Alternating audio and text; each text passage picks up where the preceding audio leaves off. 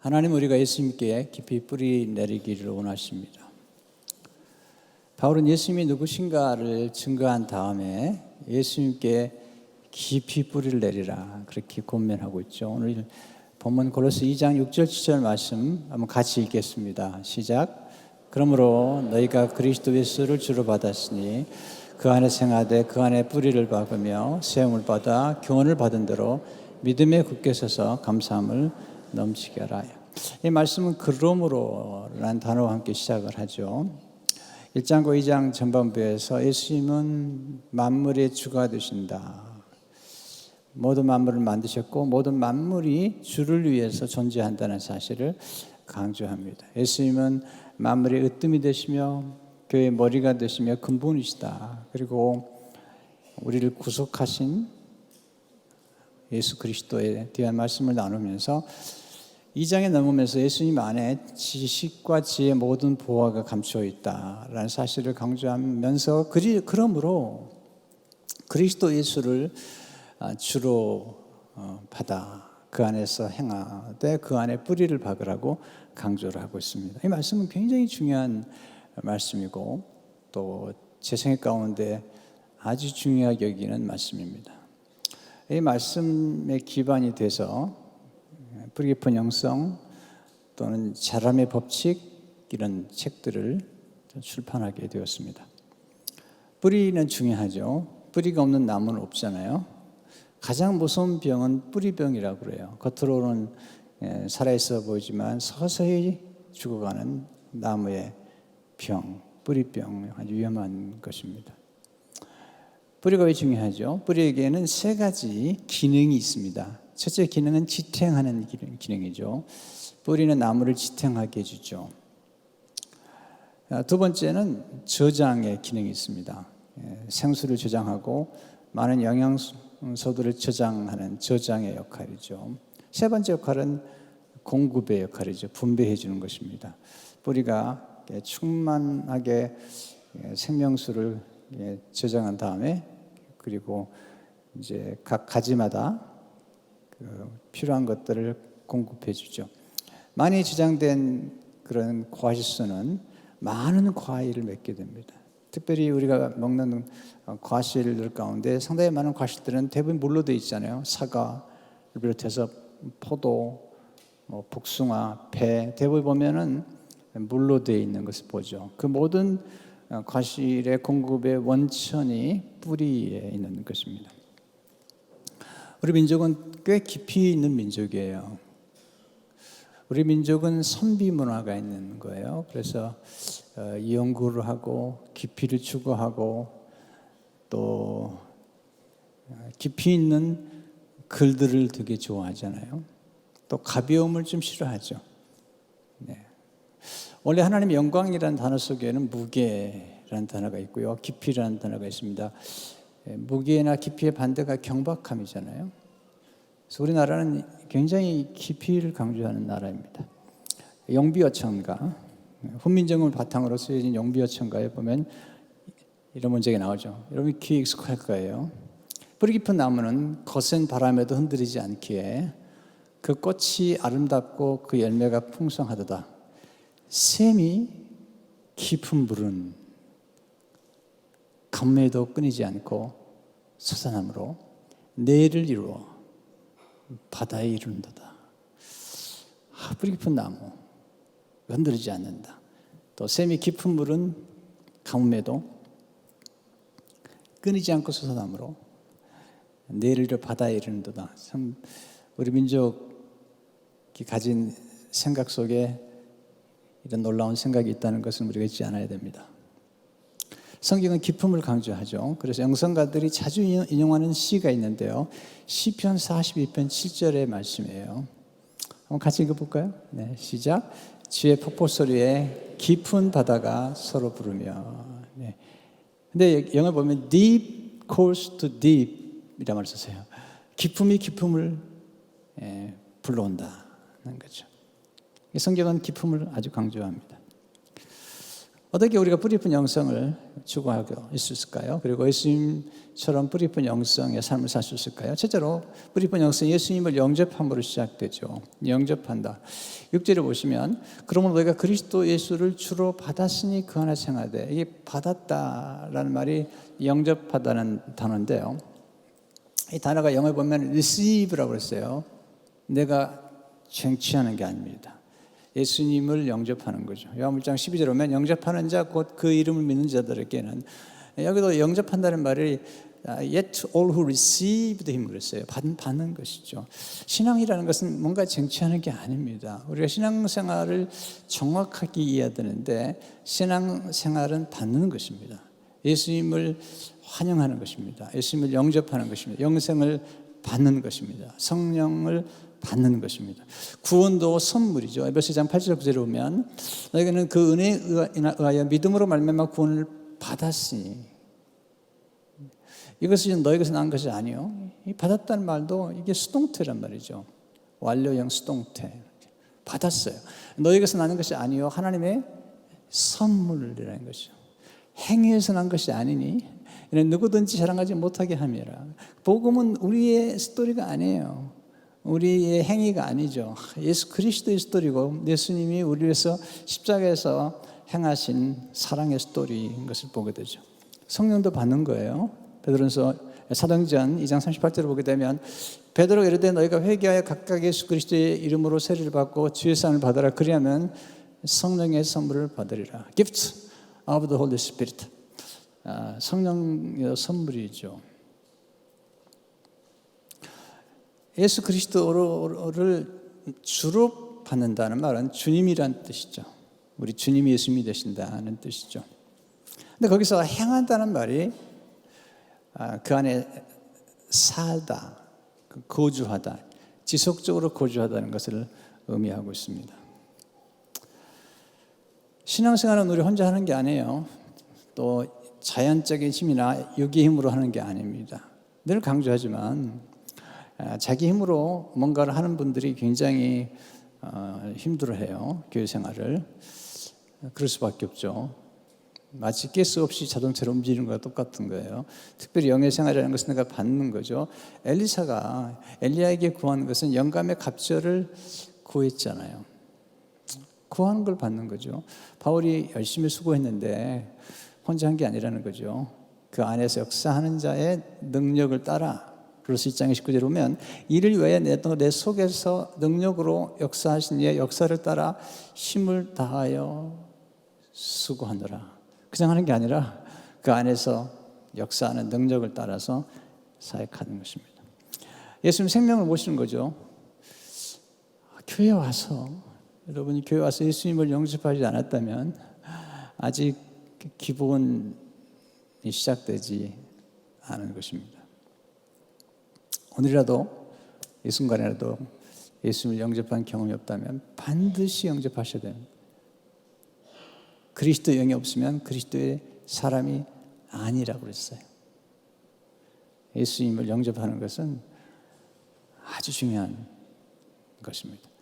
많은 분들이 교회 생활을 종교인으로 해요. 의식적으로. 그러나 그리스도인 기독교 신앙은 종교가 아니에요. 관계예요, 관계. 의식만 하는 게 아니라 예수님의 생명을 내가 받아들이죠. 마치 엄마가 아이를 잉태할 때 씨앗을 받아서 키우는 것처럼 그런 똑같은 역할. 두 번째 뿌리 영성은 예수님께 뿌리 내린 영성이죠. 실제로 보시면 그 안에 뿌리를 박으며, 중요한 단어가 그 안에라는 단어예요. 이것은 장소에 관한 거죠. 위치, 어디에 뿌리를 박느냐가 중요한 거예요. 우리는 거듭 고린도서 1장 13절의 말씀을 기억해야 돼요. 그가 우리를 흑암의 권세에서 건져내서 그의 사랑의 아들의 나라로 옮기셨으니, 우리가 뿌리를 내릴 곳은 흑암의 권세 아래가 아니라 하나님의 사랑의 아들의 나라죠. 아무리 좋은 나무도 땅을 잘못 만나면 성장하지 않습니다. 조금 부족한 나무를 할지라도 좋은 땅을 만나게 되면 놀라운 성장과 열매를 맺게 되는 것입니다. 나무는 뿌리가 뽑히는 순간 그를 도왔던 태양이 그를 말려버리고, 그를 도왔던 땅이 그를 썩게 만들고, 네. 이 모든 것들이 뿌리치에 뽑히는 어려운 거죠. 우리는 원래 흑암의 권세 아래 있었던 사람들이죠. 첫 번째 아담의 범죄로 말미암아서 살아있지만 죽어있는 사람들이었어요. 하나님과 단절됐어요. 뿌리가 잘렸던 사람들인데 예수 그리스도를 영접하는 순간 예수님과 접붙임을 받게 되었고 예수님과 연결된 것입니다. 커넥션 된 것입니다. 좋은 땅이 중요하잖아요. 성경은 좋은 땅을 얘기할 때 시냇가에 심은 나무와 같다, 그런 얘기를 많이 써요. 성경에서 말하는 시냇가, 생수는 하나님이시죠. 오늘 요즘 우리가 에레미야서를 묵상하는데 에레미야서에서 강조하는 게 뭐냐면 너희가 생수의 근원 되시는 하나님을 버렸다는 것입니다. 하나님을 떠났다는 것입니다. 뿌리가 뽑혔다는 것입니다. 그래서 인생에서 비참한 일들이 벌어지고 있다. 그래서 에레미야 17장 7절 8절은 이렇게 강조하죠. 그러나 물은 여호와를 의지하며 여호와를 의뢰하는 그 사람은 복을 받을 것이라. 그런 물가에 심어진 나무가 그 뿌리를 강변에 뻗치고 더해고 올지라도 두려워하지 아니하며 그 입이 청청하며 가문에도 걱정이 없고 결실이 그치지 아니함 같으리라. 중요한 장소에 있기 때문에 물가에 심겨 나무가 되어서 그렇죠. 근데 우리가 뿌리를 내릴 때 예수 그리스도의 사랑 가운데 뿌리를 내려야 돼요. 교회 생활하면서 어떤 분은 굉장히 율법적인 분들이 많아요. 사랑 가운데 뿌리를 예수님의 사랑을 충만히 받아서 사랑하는 거예요. 사랑하라 그러면 율법이 되는 거예요. 왜? 우리가 사랑하기 어렵잖아요. 근데 하나님이 우리에게 주신 사랑을 가지고 그 힘으로 사랑할 때 그것은 어렵지 않죠. 왜냐하면 하나님의 사랑으로 사랑하기 때문에. 그래서 3장 17, 18절을 보게 되면 믿음으로 말미암아 그리스도의 마음에 계시게 하옵시고 내가 사랑 가운데서 뿌리가 박히고 뼈가 터가 굳어져서 능히 모든 성도와 함께 지식에 넘치는 그리스도의 사랑을 알아. 세상의 사랑은 힘들어요. 우리의 삶이 우리의 행위에 집중하게 되면 우리는 굉장히 힘들어합니다. 왜냐하면 우리는 그렇게 대단한 사람들은 못 되죠. 네. 그러나 예수님의 사랑의 뿌리를 내리면 그 사랑은 우리를 결코 버리지 아니하는 사랑이에요. 그 사랑 우리를 신뢰해 줘요. 우리를 거룩하게 만들어 주세요. 우리를 아름답게 만들어 가시면서 사랑해 주는 거예요. 또 우리 안에 역사하심으로 우리를 정결케 만들어 가시면서 우리를 아름답게 만들어 주신 분인 것입니다.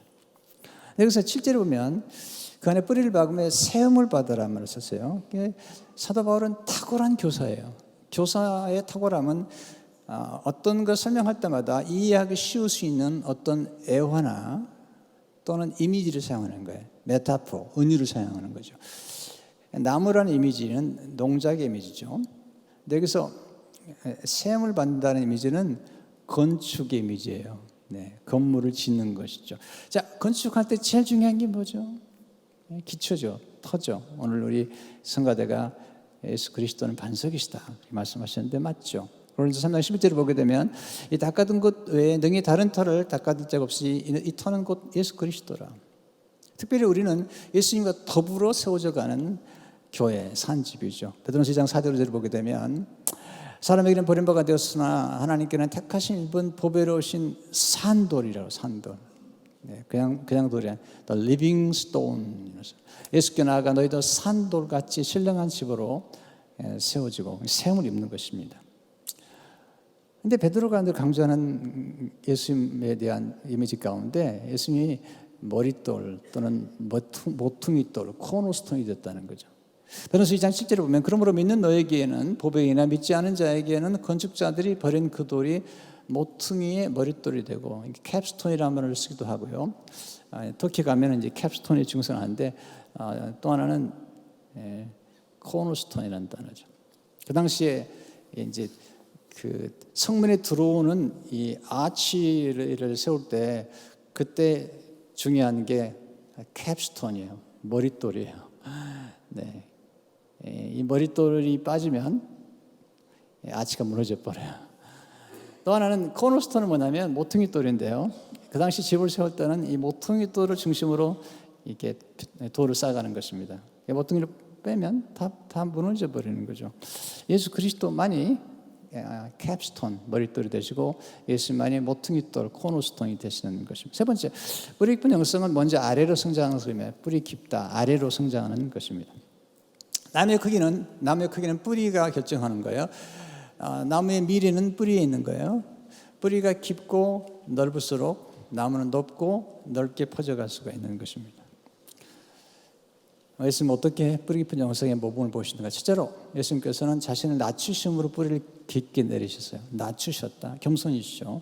빌립보서 2장 8절 9절에 보면 사람의 모양으로 나타나 자기를 낮추시고 죽기까지 복종하셨으니 십자가에 죽으심이라. 어디까지 내려갔냐면 십자가에 내려가요. 이름으로 하나님이 그를 지극히 높여 모든 이름 위에 뛰어난 이름을 주사.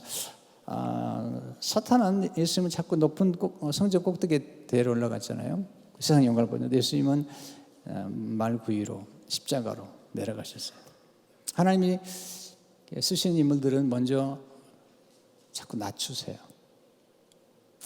겸손하는 게 어려운 거예요. 그러나 교만하면 패망하는 겁니다. 겸손에 오래가는 겁니다. 겸손은 축복을 담는 그릇이에요. 축복을 유지하는 그릇이고 축복을 확장하는 그릇인 것입니다. 두 번째, 예수님은 자신을 감추심으로 뿌리를 깊게 내리셨잖아요. 뿌리를 내리기 위해서 흙 속으로 들어가야 되겠죠. 씨앗은 겉으로 드러나면 새가 와서 먹든지 아니면 태양볕에 말라버리는 겁니다. 깊이 뿌리를 내려야 됩니다. 그래서 하나님이 쓰신 인물들은 항상 감추셨죠. 요셉 보디발의 집에, 감옥에, 또 다윗도 아들람 굴 속에, 모세도 광야에. 성경에서 말하는 하나님의 역사는 언제나 서서히 성장하는 그런 하나님의 나라죠. 킹덤은 서서히 자라는 거예요. 쑥 기다리다가 또 속 기르기도 하시지만 이 과정을 무시하지 않아요. 그래서 뿌리를 깊게 내리고 서서히. 하나님을 가장 역겨워하는 게 뭔지 아십니까? 조숙한 성장이라는 거예요. 가장 역겨워하는 것. 어린아이들이 어린아이답지 않은 것. 하나님 역겨워하신다. 그래서 신앙의 초보도 괜찮아요. 그러나 신앙의 초보에서 계속 머물면 안 되죠. 이제 어느 순간 지나면 무르익어서 열매를 맺고 또 열매를 맺은 다음에 또 다른 열매를 맺는 재생산의 경지에 가야 되는 것입니다. 그러기 위해서는 좀 자신을 감추는 게 필요해요. 요즘은 자기를 드러내는 시대가 되었지만 그러나 예수님은 늘 자기를 감추셨어요. 또 예수님은 우리 기도할 때에 은밀한 구제, 은밀한 기도를 강조하셨어요. 은밀한 기도 함께 퍼블릭한 기도가 필요한 거죠. 뿌리가 깊어야 돼요. 아니면 뿌리 털이 많아서 지탱하는 힘이 필요한 거죠. 나무에 대한 공부하는 거 되게 좋아해요. 그래서 나무에 관계되는 책이나 뭐 그런 글들은 제가 아주 즐겨 읽는 편이에요. 일본 분 가운데 이나카키 히데히로라는 분이 계신데 이분이 잡초를 연구했어요. 나무를 연구한 거죠. 잡초의 성공 전략에 보면 이렇게 한 뿌리가 긴 그런 잡초류를 설명하는데요. 같은 벽과 잡초인 메기리는 키가 1m밖에 안 되는 길가의 잡초이지만 그 뿌리를 모두 이어 붙이면 550kg나 된다는 연구 결과가 있을 정도다. 550kg라고 하면 대략 서울에서 제주도까지의 거리와 맞먹는 길이다. 이렇게 긴 뿌리가 땅에서 이루어지는 성장을 뒷받침하고 있는 것이다. 와우. 네. 키는 작지만 그러나 뿌리가 아주 길어요. 연결시켜 보니까. 세 번째, 예수님 고난을 통해 뿌리를 깊게 내리시는 것입니다. 예수님 십자가에서 고난을 받으셨습니다. 나무는 산불이 나거나 가물 때에 뿌리를 깊이 내린다고 합니다. 비가 많이 오거나 그럴 경우는 뿌리를 내리지 않는다고 그래요. 별로 뿌리를 내릴 필요가 없으니까요. 그래서 시애틀처럼 비가 많이 오는 것에 성장하는 나무들은 순식간에 폭풍과 보로 다치면 그냥 다 쓰러지는 거예요. 가뭄의 때에 드디어 나무는 생수를 찾아 나서는 거죠. 뿌리가. 물은 제가 연구해 보니까 건수가 있고 생수가 있습니다. 건수란 무엇이냐면 늘 솟는 샘물이 아니고 장마 때 땅속에 스며있던 물이 잠시 솟아나서 귀는 물이 건수예요. 건수는 좋은 물이 아니에요. 생수란 무엇일까? 생수란 생구멍에서 솟아나온 맑은 물이죠. 우리 몸은 75%가 물로 되어 있기 때문에 물이 굉장히 중요합니다. 네. 지금 수많은 선교지에서 물 때문에 아이들이 죽어갑니다. 병들어서. 그래서 우물을 파주는 일이나 또는 우물과 함께 그 물을 깨끗하게 걸러줄 수 있는 그런 필터를 개발해서 지금 공급해 주는 일들을 많이 하고 있습니다. 반드시 해야 됩니다. 보세요. 우리가 먹는 것이 우리를 만들어가는 거예요. 네. 지금 한국의 많은 문제가 뭐냐면 이 유전자를 조작시킨 걸로 만든 옥수수나 콩이 한국에 들어가서 주로 소가 그 사료를 먹고 그리고 닭고기가 사료를 먹는데 그것을 먹는 어린애들이 지금 일찍부터 소화 당뇨가 생기기 시작하고 엄청난 양을 지금 수입하고 있는 겁니다. 네. 그 실상을 들어보면서 깜짝 놀랐습니다. 깜짝 놀랐습니다. 네. 러시아도 푸틴이 노했던 건데 모든 유럽이 노했는데 우리나라는 받아들인 겁니다. 우리가 먹는 것이 우리를 만들어갑니다. We are what we eat. 또 우리가 마시는 물이 우리를 만들어가는 거죠.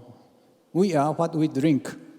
성경을 보시면 예수님이 생명의 떡이라고 말씀하셨고 생수라고 말씀하셨어요. 생수는 뭐죠? 보통 보면요, 생수란 말을 찍어보니까 미네랄 워터라는 거예요. 미네랄 워터. 어떤 물은요, 완전히 모든 걸 다 정제해버린 그런 정수물이 있어요. 뭐 더러운 물보다는 낫지만 우리 인간에게는 미네랄이 필요한 거예요. 이 미네랄이 들어있는 워터를 우리는 보통 약수란 말을 쓰죠. 약수. 그래서 좋은 물이 필요한데요. 나쁜 거 걸러내고 좋은 거 남아있는 물이 중요한데 우리 교회에 지금 그 정수기는 다 좋은 겁니다. 믿고 마셔도 됩니다. 식당에 가보십시오. 좋은 정수기 달았고요.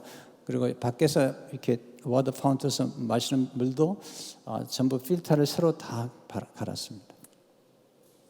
저는 성도들의 건강을 아주 중요하게 생각합니다. 그래서 교회에서 가장 제가 주의 있게 관찰하는 것이 첫 번째 화장실. 화장실은 인간이 가장 기본 욕구에 속하기 때문에 저는 처음부터 화장실, 마지막도 화장실. 왜? 중요하기 때문에 그렇습니다.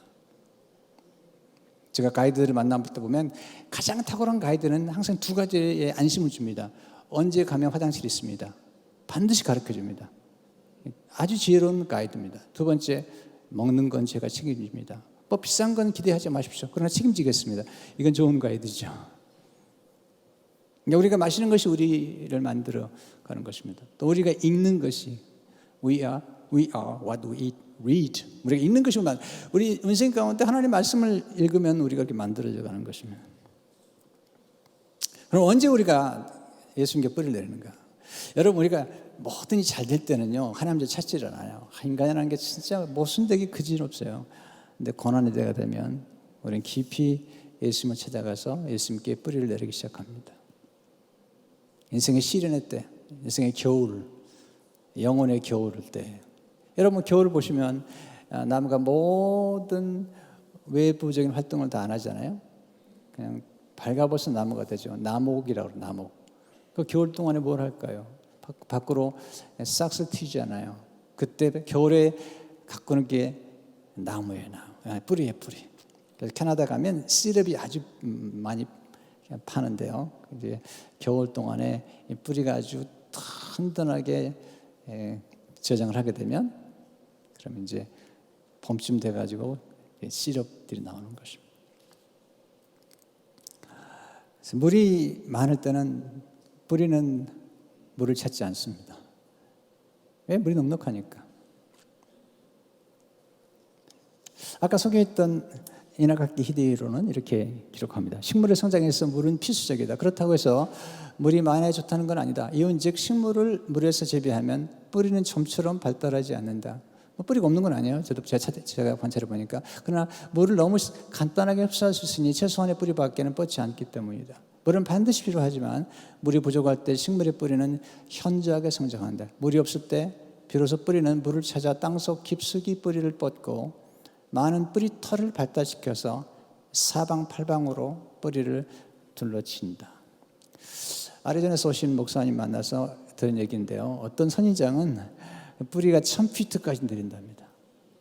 그리고 여러분, 바위 위에 세워진 나무, 큰 나무를 보신 적 있습니까? 제가 일부러 어제도 인터넷에 들어가 찾아봤더니 그런 나무가 있는데 놀라운 건 그가 바위에 있다 하더라도 그 뿌리는 깊이 땅에 내려고 있는 것입니다. 근데 이제 뿌리 분 영성은 말씀을 충만히 받는 영성이죠. 이제 실제로 보시면 그 안에 뿌리를 박으며 시험을 받아 교훈을 받은 대로 여기서 다시 한번 사도 바울은 이제 농사의 이미지에서 건축의 이미지에서 이제는 다시 학교의 이미지로 그런 대화를 나누고 있는 것입니다. 교훈을 받으라는 것입니다. 예수 잘 믿는 비결은 간단합니다. 받으셔야 됩니다.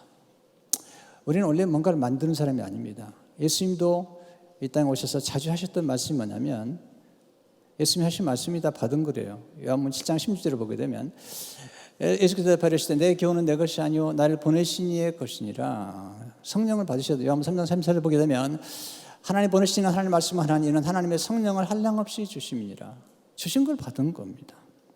바울도 이걸 강조하죠. 계시를 받았다. 또는 고린도서 15장 3절을 보게 되면 내가 받은 것을 먼저 너에게 전하였노니 for what I received I passed on to you. 여러분 보세요. 굉장히 중요한 프린시플이에요. 먼저 내가 받아야 돼요. 교회 오시면 받으셔야 됩니다. 선교 간단한 겁니다. 내가 받은 걸 전하는 거예요. 내가 뭘 만드는 게 아닙니다. 마태복음 18장 19절을 보게 되면 그러면 너희는 가서 모든 민족을 지도로 삼아 아버지 아들과 성령의 이름으로 세례를 베풀고 내가 너에게 분부한 모든 것을 가르쳐 지키가라. 볼지어다 내가 세상 끝날까지 너희와 항상 함께 하시리라. 간단하죠. 분부한 모든 것을 여호수아가 모세에게 가르치잖아요. 저희 교회가 이제 아카데미도 있고 또 1:1 양육도 있는데 어려워하실 게 없습니다. 그냥 배운 걸 그대로 전하면 돼요. 놀라운 사실은 우리가 배운 걸 전할 때 우리가 배운 걸 받는 사람도 축복되지만 더 놀라운 것은 이 배운 걸 전하는 사람이 더 놀라운 은혜와 성장과 성숙이 있다는 것입니다. 교사가 되는 건 굉장히 영광스러운 것입니다. 가르치다가 더 풍성해지고 가르치다가 더 견고한 뼈대를 형성하게 되는 것입니다. 왜냐하면 그래야만이 그 다음 단계로 갈 수가 있기 때문이죠. 우리는 원래 생산자가 아니라니까요. 저는 일찍 깨달았어요. 자, 신학교 다닐 적에 제가 공부를 해보니까 저는 뭔가를 이렇게 새롭게 창조하고 생산하는 그런 머리가 아닌 걸 알았습니다. 일찍 깨달은 게 중요한 거죠. 자기 자신에 대해서. 그러나 내가 또 하나 깨달은 게 있는데 뭐냐면 나는 좋은 걸 보면 좋은 것을 알아보는 그런 지혜를 가진 거예요, 하나님. 그래서 한 번은 교수님이 이제 톰 페이퍼를 쓰고 이제 한테 발표를 하라고 그래서 제가 좋은 걸 연구해가지고 그걸 잘 편집해서 제가 프레젠테이션 했습니다. 물론 다 연구하는 것입니다. 그래서 제가 배열을 잘해가지고 이렇게 했는데 끝나고 나왔더니 교수님이 그러시는 거예요. 강준민 학생 유학 가세요. 공부하셔도 되겠어요. 왜 이러시나 이분이? 근데 보니까 이게 좋은 것을 알아봤다는 거예요. 그래서 오늘도 제가 여러분들에게 제가 기가 막힌 새로운 걸 나누는 게 아닙니다. 내가 성경을 통해서 받은 것, 또 하는 일 동안 연구하면서 묵상하면서 받은 것, 독서를 통해서 받은 것을 나누는 것입니다. 문제는 많은 사람이 받지 않고 나누려고 한다는 것입니다. 여러분, 서양댐이 처음에 시작될 때 3년 동안 방출하지 않고 받은 것입니다. 어렵지 않습니다. 받으십시오. 그리고 나누십시오. 오랜 예수비 목사님 최근에 돌아가셨는데 이분이 쓴 책에 보면은 이렇게 얘기하고 있죠. 예수께서 필요했던 것은 제조자로서의 제자가 아니라 분배자로서의 제자였다. 예수께서는 소년의 토스라액을 취하여 하늘을 우러러 취사하시고 그것을 떼어 제자에게 주시며 배고픈 물에게 나눠주라고 하십니다. 하나님 나라에서 큰 자는 많이 구하는 자입니다. 여러분 하나님께 기도할 때 좀 크게 구해보세요. 하나님이 너무 적게 구하면요 기분 나쁘고 생각하세요. 여러분 정말 대단한 의사 선생님 만났으면 좀 큰 걸 좀 구하세요. 그 가서 반창고 하나 달라고. 그러면요 기분 나쁘지 않겠어요? 명의인데. 하나님께 나갔으면 좀 크게 구해보세요. 풍부의식을 좀 가지세요. 여러분 아니 생각도 못해요? 꿈꾸시라는데 말이 많아요. 하나님의 크기만큼 꿈을 꾸는 거예요. 하나님의 크기만큼 목표를 갖는 거예요. 네. 저희 부목사님이 한 분 지금 같이 생각하는데 며칠 전에 그런 얘기를 했을 때 함께 웃었어요. 지금 미국에 와서 공부하느라고 생활이 어려워서 스튜디오, 그러니까 원베드룸도 아니고 그냥 방 하나에서 낮에는 소파에 앉았다가 밤에는 잠을 자는 그렇게 생활을 하고 있어요. 결혼 생활을 하는데 연말에 이제 그 꿈을 좀 크게 갖고 풍부의식 가지라고 그래서 그럴까 생각하면서 그럼 하나님 방을 좀 주십시오. 방이 없으니까 지금 목사님인데 방도 있어요. 그래서 호흡을 크게 한 다음에 3베드룸 이렇게 적었답니다. 근데 아무래도 자신이 없더래요. 그래서 다시 2베드룸으로 고쳤대요. 이렇게. 근데 놀라운 일이 벌어졌어요. 사모님 조카가 미국에 와서 홈스테이를 해야 되는 거예요. 그래가지고 그 사모님 조카 집에서 서포트를 해주는 거예요. 그래가지고 최근에 3베드룸을 얻었다는 스토리입니다. 별로 안 좋아하시는데 그러면 안 돼요. 제가 여러분이 나누고 싶은 것은 뭐 방이 몇 개냐가 중요하다는 얘기가 아니라 의식에 대해서 얘기를 하는 겁니다. 생각에 대해서 얘기를 하는 겁니다. 저는 가끔 큰 꿈을 꾸고 큰 목표를 세워가는 분들 보면 놀랍습니다. 저희 교회도 큰 꿈을 꾸었고 지금도 꾸고 있습니다. 단 큰 꿈은 반드시 하루아침에 이루어지지 않는 것입니다. 이것이 제가 가진 생각과 대부분의 사람들의 차이입니다. 어떤 분들은 꿈을 갖는데 금방 이루려고 그럽니다. 여러분 어떤 꿈은 우리 당대 이루지 않습니다. 아브라함의 꿈을 가졌잖아요. 하나님께서 놀라운 걸 보시죠. 하늘의 별처럼 바닷가의 모래처럼 땅의 티끌처럼 그 대단한 꿈이잖아요. 대단한 환상을 주셨잖아요.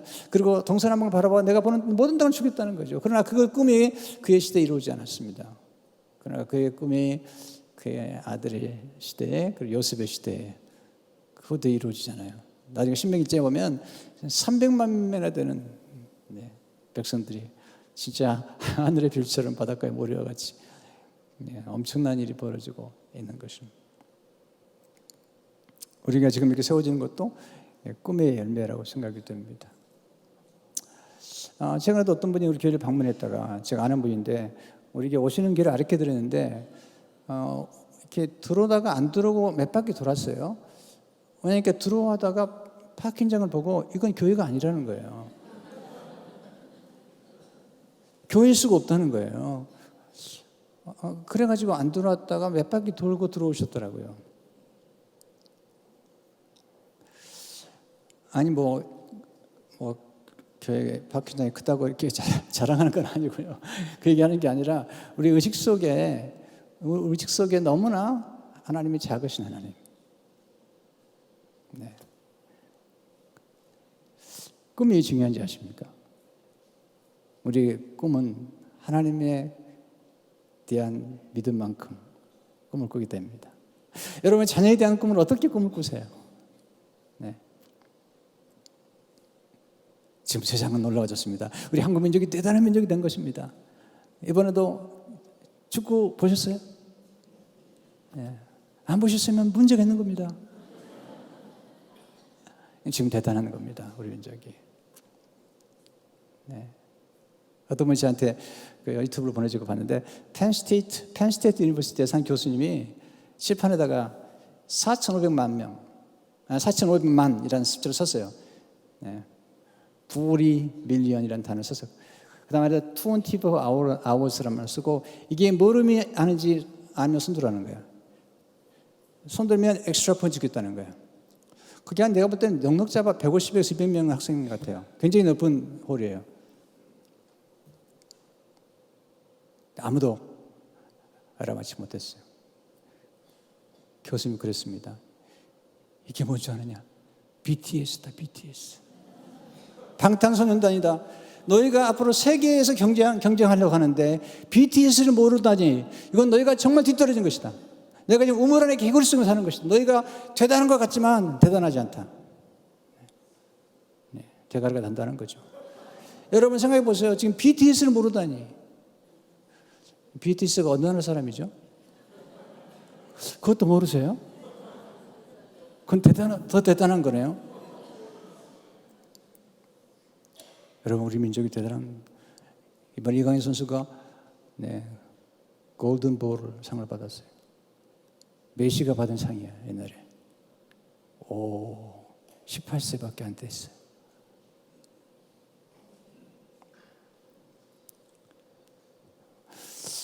세상에서 유명해지고 그게 의미를 두는 게 아니라 우리가 믿는 하나님이 얼마나 크신 분이신지, 아니면 우리가 얼마나 믿는 하나님 작은 분이신지 그게 좀 궁금한 겁니다. 하나님 나라에서는 많이 구하는 자, 그리고 많이 받은 자만이 줄 수 있습니다. 받지 않으면 줄 수 없는 것. 배운 것만 나누게 되어 있습니다. 배움은 받음입니다. 그리고 배움은 나눔인 것입니다. 다섯 번째, 뿌리뿐 영성은 믿음에 굳게 서는 것이죠.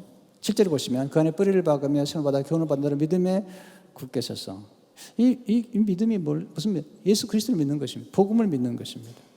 로마 7장 16절을 보면 내가 복음을 부끄러워하지 않으니 이 복음 모든 믿는 자에게 구원을 주신 하나님의 능력이 되면 먼저는 유대인에게요 헬라인이다. 모든 믿는 자에게. 우리는 항상 포커스를 내 행위에 두는데 그게 좀 뭔가 로직한 것 같지만 복음은 그런 스토리가 아니라니까요. 하나님이 하신 일을 믿는 겁니다. 처음부터 끝까지 믿음으로 시작해 믿음으로 끝나는 겁니다. 우리가 믿음으로 사는 것입니다. 환경이 아닙니다. 느낌도 아닙니다. 그래서 로마 7장 17을 보게 되면 복음에 한 의견 나타나서 믿음으로 믿음에 이르게 하나니 기록된 바 오직 의인은 믿음으로 말미암아 살리라는 것 같으니라. 근데 그래서 믿음으로에서 믿음을 이룬다는 로마 7장 17절 말씀 영어에 보면요 이렇게 써 있잖아요. By faith from first to last. 무슨 얘기냐면 처음부터 끝까지 믿음으로 시작해서 믿음을 끝난다는 겁니다. 바울이 믿음을 지켰다고 그러잖아요. 우리가 우리 자신 너무 많이 바라보잖아요. 환경을. 그러니까 힘이 없는 거예요. 네. 예수 그리스도를 바라봐야죠. 그래야지 힘을 얻을 수 있습니다. 지나치게 자기를 바라보는 사람들, 자기 성찰에 너무 깊으면 자기 학대를 하게 됩니다. 변화되지 않습니다. 우리 자신 아무리 바라봐도 변화되지 않습니다. 그러나 우리가 예수 그리스도를 바라보면, 예수 그리스도를 의지하면 정말 변화되죠. 승리의 비결이 간단합니다. 다음 주에는 승리에 대한 메시지 드리겠는데요. 요한에서 5장 4절에 무릇 하나님께로부터 난 자마다 세상을 이기니라. 세상을 이기는 승리는 이것이니 우리의 믿음이라. 예수를 믿는 믿음, 복을 믿는 믿음이죠. 우리 영성의 절정은 감사에 있습니다. 실제로 보시면 다시 한번 같이 한번 읽어볼까요? 시작. 그 안에 뿌리를 박으며 세움을 받아 교훈을 받은 대로 믿음에 굳게 서서 감사함을 넘치게. overflow. 이 사람 이 바울이 대단한 교사라니까요. 마지막 쓰는 이 단어는 저수지의 이미지예요. 넘치는 거예요. 흘러 넘치게 하는 거예요. 고든 맥도날드는 감사하는 영혼의 질이 가장 탁월하다는 거죠. 병든 영혼은 원망하고 불평하는 거예요.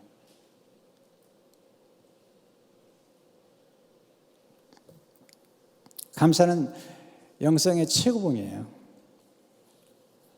어떻게 감사할 수 있죠? 성령 충만 받아야죠. 그 진정한 자족함이 감사에서 오는 거죠. 내가 받은 것을 받았다고 인정하고 아는 것. 그리고 하나님의 말씀으로 충만할 때 감사할 수 있어요. 로마서 3장 10절에 보면 그리스도의 말씀이 너희 속에 풍성히 거하여 모든 지혜로 피차 가르치며 권면하고 시와 찬송과 신령한 노래를 부르며 감사하는 마음으로 하나님을 찬양하고. 뭐가 하나님의 뜻이죠? 대전서 5장 18절을 보시면 범사에 감사하라. 이는 그리스도 예수 안에서 늘 향하신 하나님의 뜻이니라. 여러 가지 고민 많이 할 것 같아요. 그러나 범사에 감사하는 것. 어떤 일이 나더라도 환경에 노예가 되지 않냐고 모든 것을 합력하여 선을 알고 범사에 감사할 때. 우리 이제 진정한 부유는 집의 크기나 방의 크기가 아니에요. 진정한 부유는 우리 내면의 부유함이죠. 예수 그리스도 안에 있는 내면의 부유함. 여러분 뿌리뿐 영성 흔들리지 않아요.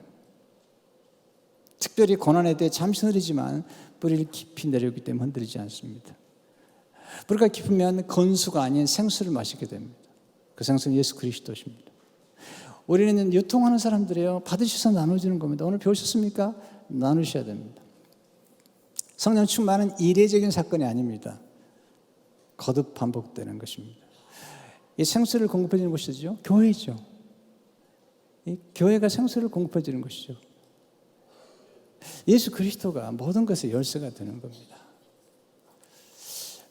저희 은사 되시는 분이 이동욱 목사님인 걸 아시잖아요. 아침에도 제가 교회 나오기 전에 그 이동욱 목사님 카톡을 주셔서 좀 이제 카톡 조금 대화하다 들어왔는데요. 이동욱 목사님이 최근에 한 설교 가운데 제가 들은 예화입니다. 물론 이제 이동욱 목사님이 즐겨 쓰는 예화고 가끔 쓰는 예화인데 제가 좀 나누고 말씀을 마치고 싶어요. 어떤 미국인 사업가들이 일본을 방문했어요. 그래서 긴자거리, 도쿄에 있는 긴자거리에 있는 한 호텔에 머물게 됐죠.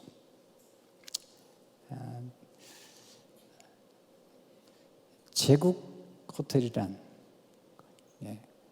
그래서 좋은 뷰를 보기 위해서 30층에 자리를 잡았어요.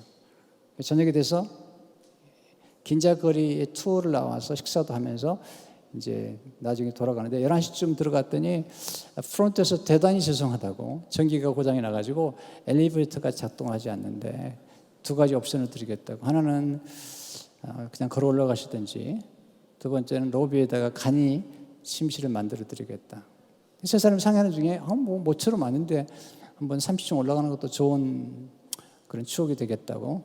그 대신에 세 사람이 10층씩 올라갈 때마다 재미있는 이야기를 하기로 했습니다.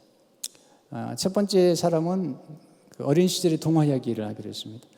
두 번째 사람은 두려운 얘기야, 그다음에 슬픈 얘기를 하기로 했습니다. 세 번째 사람은 아주 재미있는 얘기를 하기로 한 거죠. 첫 번째 10층 올라가는데 동화 같은 얘기를 하면서 재미있게 올라갔습니다. 그 다음에 20층까지 올라가는데 두렵고 슬픈 얘기들 하면서 올라가는데 20층에서 30층 올라가려고 그러는데 세 번째 사람이 재밌는 얘기 하라니까 생각이 안 난다는 거예요. 갑자기 아무 생각이 안 난다는 거예요. 그래서 왜 그럴 수 있냐, 너 왜 이렇게 약속이 틀리지 않느냐, 그러다가 25층까지 올라갔어요. 그래도 끝까지 생각이 안 나는 거야. 그래서 26층, 7층, 8층, 30층 딱 올라가서 생각이 난다는 겁니다. 열쇠를 안 가져왔다는 거야.